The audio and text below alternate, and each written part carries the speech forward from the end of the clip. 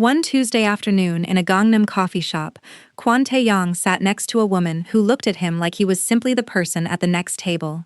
He had 5 years to live, and a diagnosis he had told nobody except his best friend. He did not call her when she left Seoul. He introduced her to Hyun-soo instead. Hyun-soo was not ready. Naomi understood this without being told and called Tae-yang directly to ask why he had arranged it. He told her there were reasons he was not ready to explain. She told him to explain them when he was. On a December night, on the steps of his own building, he stopped for a blind man sitting in the cold. The old man placed his hand over Tae-yang's chest and said, "This has been carrying something for a long time." Tae-yang left everything in the paper cup. He walked to his car. He called Naomi and told her everything. The diagnosis, the 5 years, all of it. She said, "5 years is longer than some people get. I'd like to have dinner with you, just us." 3 weeks later, a follow-up cardiac examination produced a word none of the 3 cardiologists had used before. Improved. Part 2 starts the morning after that scan.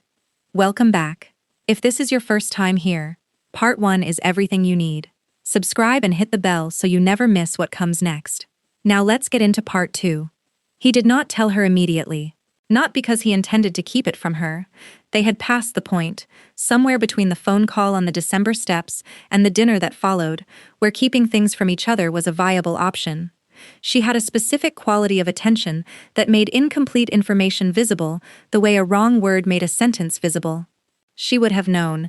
He did not tell her immediately, because he was still processing what the cardiologist had said, and he had learned, over 42 years of making decisions in high-stakes environments, that processing and communicating were not the same action and required different conditions. Processing required stillness and honesty.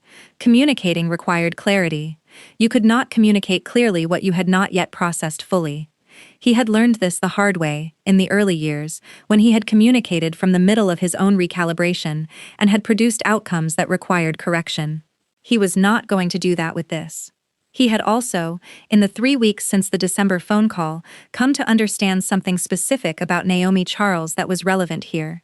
She did not need to be protected from difficult information. She needed to be given it correctly, completely, in the right order, without the parts that should be said being withheld in the name of protection, that she had not asked for, and did not require. He had done the withholding before. The arrangement with Hyun-soo had been the clearest example of what it produced. He was not going to repeat it. So he processed.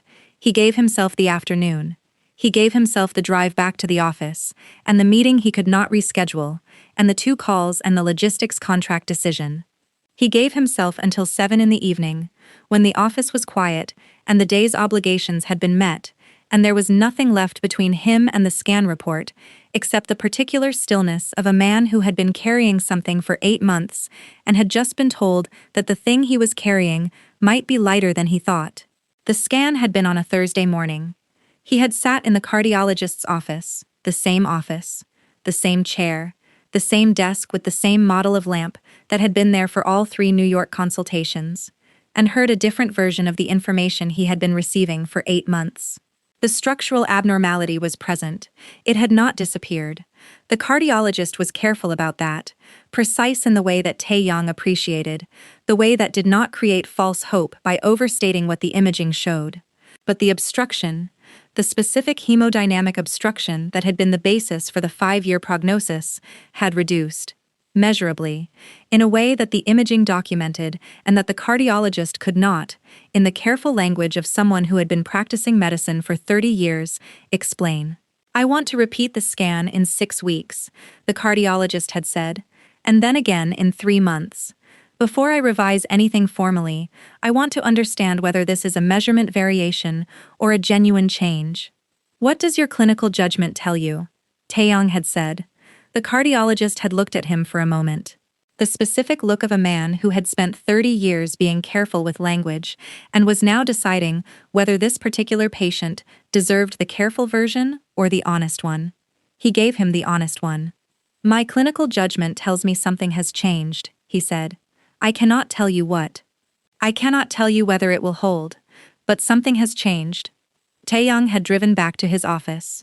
He had worked through the afternoon with the particular focused competence of someone who had learned to compartmentalize, not because he was avoiding things, but because he understood that things required their own time. At 7 in the evening, when the office was quiet, he sat at his desk and looked at the scan report the cardiologist had sent through. He looked at it for a long time, then he picked up his phone and called Naomi. "Still here? Good. Because what Naomi says when she hears the word improved is not what anyone expects. Subscribe and hit the bell. Let's keep going." He had called her the week before the scan, not to tell her about the appointment.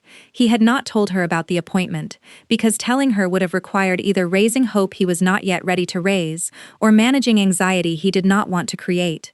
He had called because it was a Tuesday, and they had, in the 3 weeks since the December phone call on the steps, developed a particular rhythm of Tuesday evenings that had begun as a practical arrangement and had become something he looked forward to, in a way he was still being careful about acknowledging. The dinner had been the beginning of it. He had chosen a restaurant on the Upper West Side, not the kind of place that announced itself, the kind that had been there for 20 years because the food was consistently excellent and the tables were spaced far enough apart that a real conversation was possible. He had been there before, for different reasons, and had always noted it as the kind of place that suited serious things.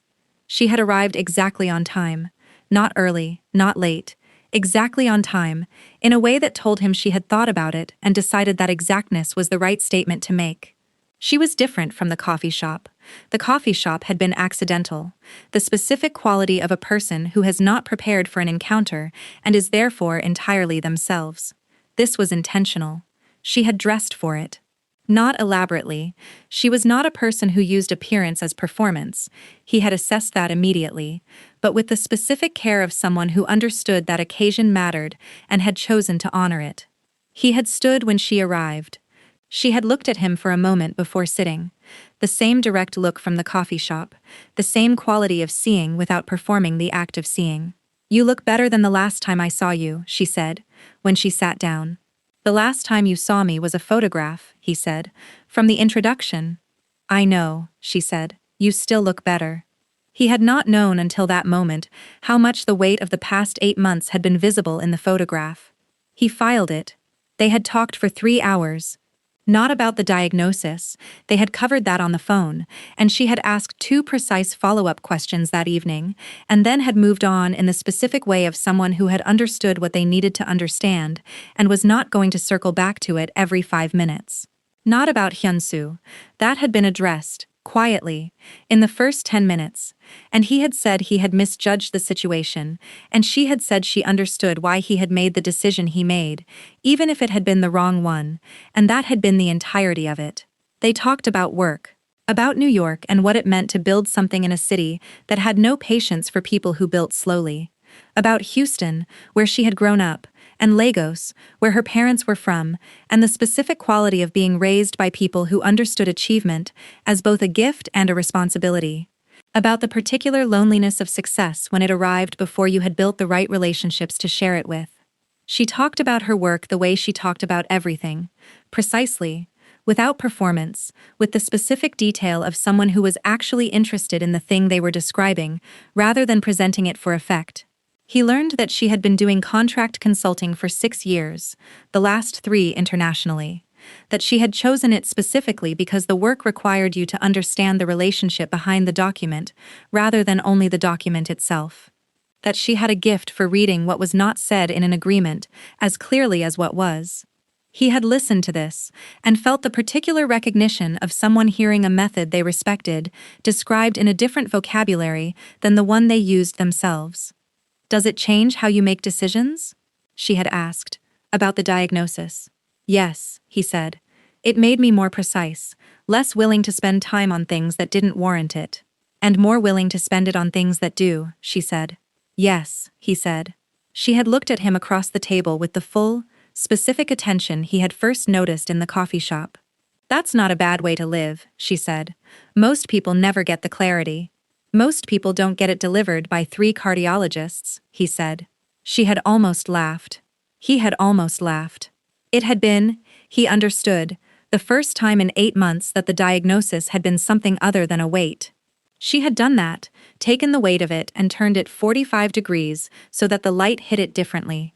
Not by minimizing it, by being precise about what it actually was, rather than what it felt like. He had been surrounded by people his whole life who told him what things felt like. She told him what they were. The distinction was, he was finding, significant. He had driven home that night and sat in his car for a long time outside his building, the same steps where the blind man had sat, the paper cup long gone, the steps ordinary again. And he had thought about the specific quality of 3 hours that had felt like neither too long nor too short, which was rare enough in his experience that it warranted noting. He had noted it. He had called her the following Tuesday, and the one after that. He called her at 7:15 on the Thursday evening after the scan. She answered on the second ring. "Tell me," she said. Not hello, just, "Tell me." The specific directness he had come to understand as simply how she was built, the same quality her parents had built into her, the particular efficiency of people who understood that the preamble before the important thing was usually just anxiety in disguise. He told her. The scan, the cardiologist's language, the word improved, the 6-week follow-up, the 3-month follow-up after that, the careful, precise version of what had been said and what had not been said, and what the cardiologist's clinical judgment had offered when asked directly. He told her all of it in the same order he had processed it, the structural abnormality still present, that first, because accuracy mattered, and false hope was not something he was going to offer her, then the obstruction reduced, then the cardiologist's inability to explain the mechanism. Then the single word from the clinical judgment, something has changed. He told her the way he had learned, over 3 weeks of Tuesday evenings, that she received information best, completely and in sequence, without the managed version, without the parts softened to make the delivery easier. She did not need easier, she needed accurate. She was quiet for a moment when he finished, not the silence of someone who had nothing to say, the silence of someone who was processing something significant and was not going to respond before they had processed it. He had come to recognize this particular silence of hers. It had a different quality from other people's silences. Most people's silences were either discomfort or the preparation of a response. Hers was genuine processing. She was actually thinking. He found this, unexpectedly, one of the most specific things he valued about her. "Improved," she said finally. "Yes," he said. "The same obstruction that produced the 5-year prognosis." "Yes." Another pause. "Tae-yang," she said. "Yes." "How do you feel?" she said. Not about the medical situation. About it. About what it meant, sitting in his office at 7 in the evening, with a scan report on his desk that said something had changed. He thought about it honestly. He was a man who had spent 8 months being precise about most things, and imprecise about this particular category, and he understood that she was asking him to be precise about it now. "Like someone handed me a sentence I had finished writing," he said, "and told me there might be more pages." She was quiet again. Then, "That's what it is," she said. "That's exactly what it is." "I don't know yet whether the pages are there," he said. The cardiologist was clear about that. "I know," she said, "but you didn't know there might be pages before today." "No," he said, "I didn't." She exhaled, not dramatically, the specific exhale of someone releasing something they had been holding. He had not known, until he heard it, that she had been holding something.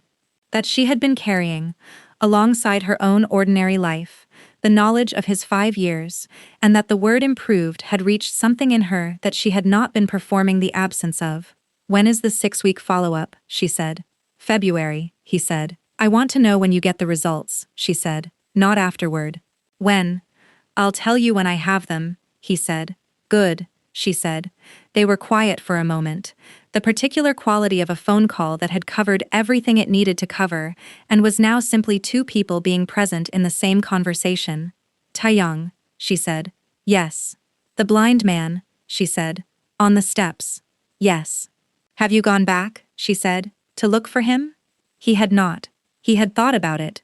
Specific thought of a man who had been raised to believe that coincidence and intention were not always the same thing, and who had spent enough time in the world to have stopped dismissing things that did not have immediate explanations. "No," he said, "I haven't." I think you should, she said. Why? Because whatever happened on those steps, you stopped, she said. You had somewhere important to go, and you stopped anyway. That deserves acknowledgement, even if you never find him again. He held that for a moment. All right, he said. I'll go. Good, she said. He looked at the scan report on his desk, at the word that appeared in the radiologist's notes, the specific clinical language of reduced obstruction, and the cardiologist's handwritten addition at the bottom. Mechanism unclear. Monitoring required. Mechanism unclear. He had spent 42 years in a world where mechanism mattered, where you understood the how before you acted on the what, where the unexplained was not trusted. He was still not sure what to do with a miracle that did not explain itself. But he was beginning to think that was not the right question. We are right in the middle of something that is only going to get bigger. Subscribe and stay close. Part 3 is coming. Don't go anywhere. Park Hyun-soo came to his office on Friday morning. Not summoned, Hyun-soo had not needed summoning for 20 years. He arrived when the situation required his presence, which was a form of reading rooms that Tae-yang had come to rely on, the way he relied on very few things. He sat across the desk. He looked at Tae-yang with the 20-year look, the one without performance or management. The scan, he said. Yes, Tae-yang said. Tell me, Tae-yang told him, the same version he had told Naomi, precise, complete, nothing withheld. Hyun-soo listened the way he listened to everything that mattered, which was fully, without reaching ahead. When Tae-yang finished, Hyun-soo was quiet for a long moment. Improved, he said. That's what the report says. Mechanism unclear. Yes. Hyun-soo looked at the desk, then at Tae-yang. The blind man, he said. I know, Tae-yang said. You don't believe in things like that, Hyun-soo said. I don't not believe in them, Tae-yang said. I simply don't have a framework for them. And now? Now I have a scan report that 3 cardiologists cannot explain, and a man on a set of steps who placed his hand over my chest and said something had been carrying something for too long. He paused.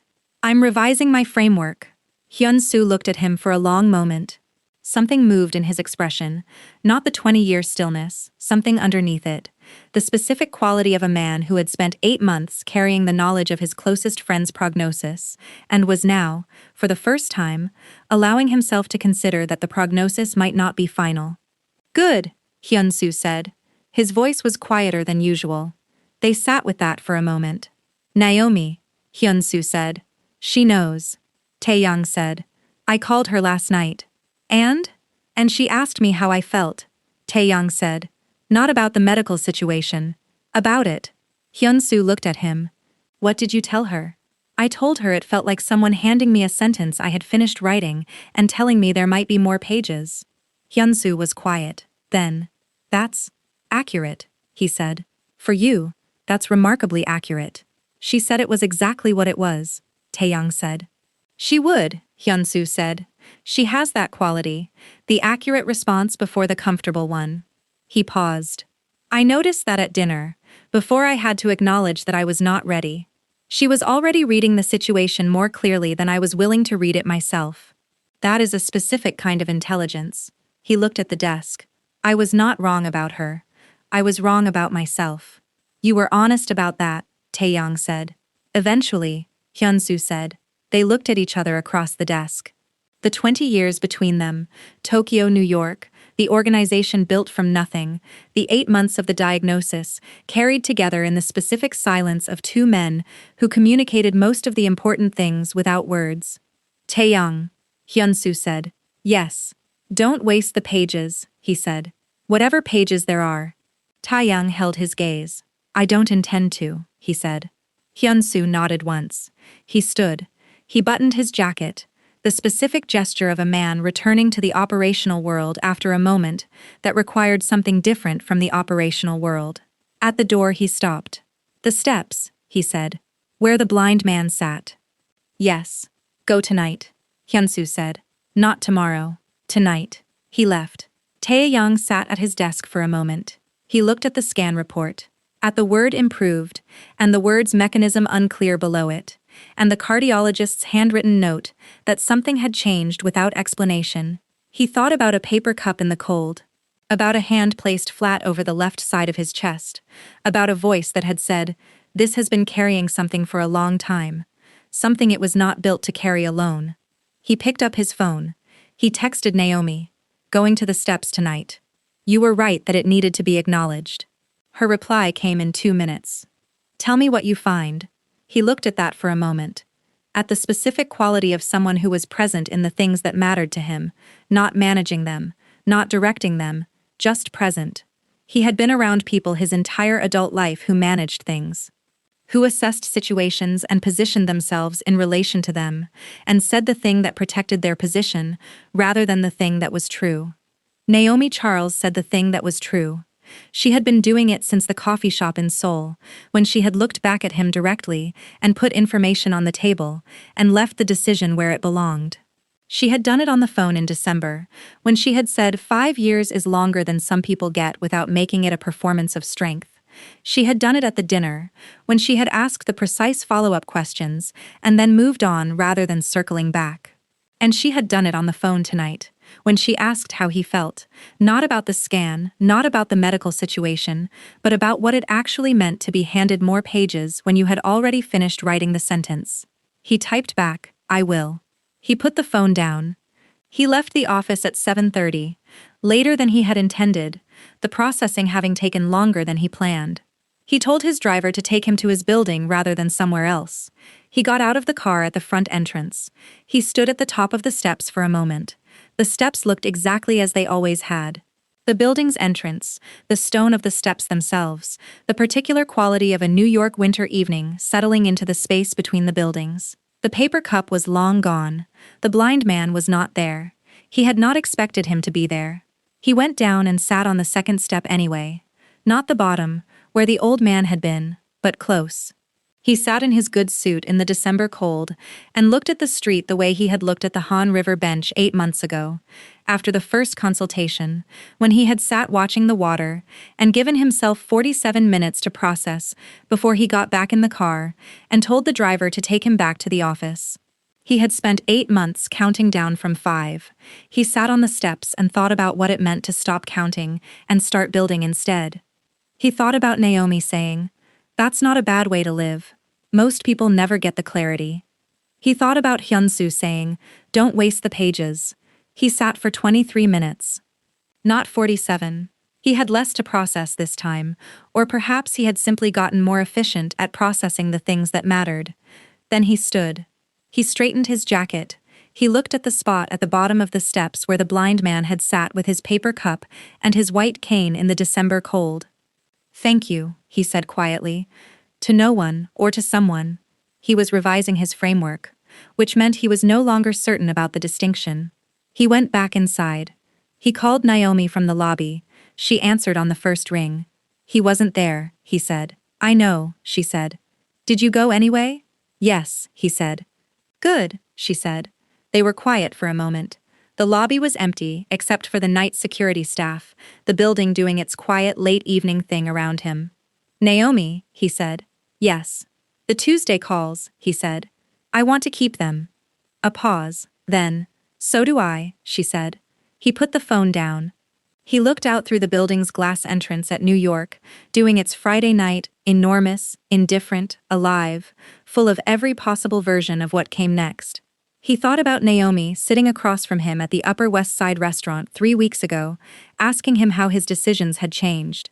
He thought about what he had said, more precise, less willing to spend time on things that didn't warrant it, and what she had added without hesitation, and more willing to spend it on things that do. She had understood that before he had finished saying it. That was the thing about her that he kept returning to, not that she was quick. He had known quick people his whole life, people whose speed was performance, whose answers arrived before the question had fully landed. She was not quick. She was present. The distinction was the difference between someone moving fast and someone paying full attention. He had been carrying 5 years alone because he believed that was what protection looked like. She had shown him, in 3 weeks of Tuesday evenings, that it was not protection. It was simply loneliness with a reasonable justification. 5 years had been the sentence. The sentence was not finished. He was still learning what to do with that. But for the first time in 8 months, learning felt like the right word for it. Not managing, not containing, not carrying alone. Learning. With someone beside him who said the accurate thing rather than the comfortable one, and had been doing it since a Tuesday afternoon in a Gangnam coffee shop, when she sat down without asking and worked for 40 minutes without once looking at him to see if he was watching. He had been watching. He still was. That is where part 2 ends. The scan results are in. Hyun-soo knows, Naomi knows, and tonight Tae-yang goes back to the steps. Part 3 is coming. Subscribe, hit the bell, and drop a comment. Do you think he finds the blind man again? I read every single one. Don't go anywhere.